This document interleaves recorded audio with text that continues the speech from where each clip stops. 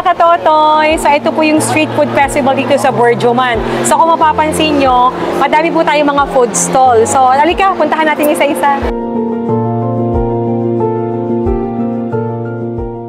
Ito po yung famous na sweet shop. So lahat ng mga banana cues dito, mga homemade na sweets, andito po siya. So kita nyo, ang dami namang tao dito ngayon. So ang daming mga kumakain. Kasi napakasarap, tsaka hindi siya masyadong matamis, sakto lang.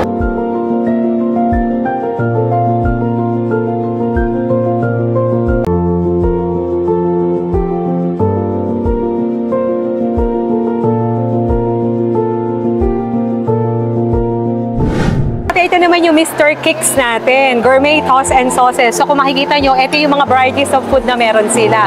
So ito po si Mr. J. Mr. J, ano bang mga foods natin?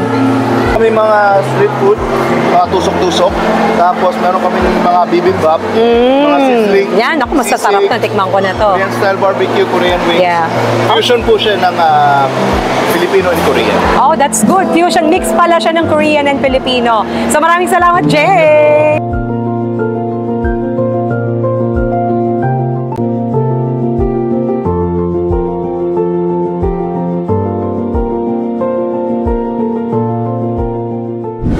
Champa Dubai, the best street momos and dumplings in town. Halika, pakilala ko sa may-ari. Mr. Jiban. Yes, please come. This is the owner of Champa Dubai. Yes. So say hi. Thank you. Hello. Champa Dubai stands for superior quality, taste and fulfillment. Please come and have the best momo in town. Thank you! Katotoy, sa ito naman si Myokja. Ito yung isang stall nila dito ng Korean food. So, tingnan nyo po yung mga food nila. Meron silang corn dog. So guys, tara na, kasi magsisimula na yung banda.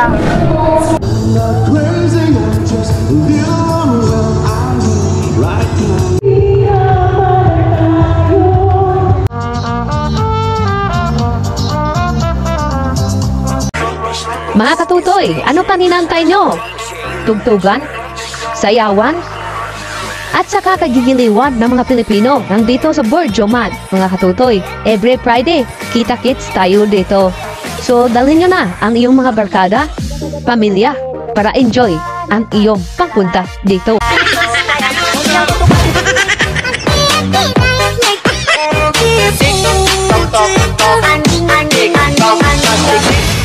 Talk.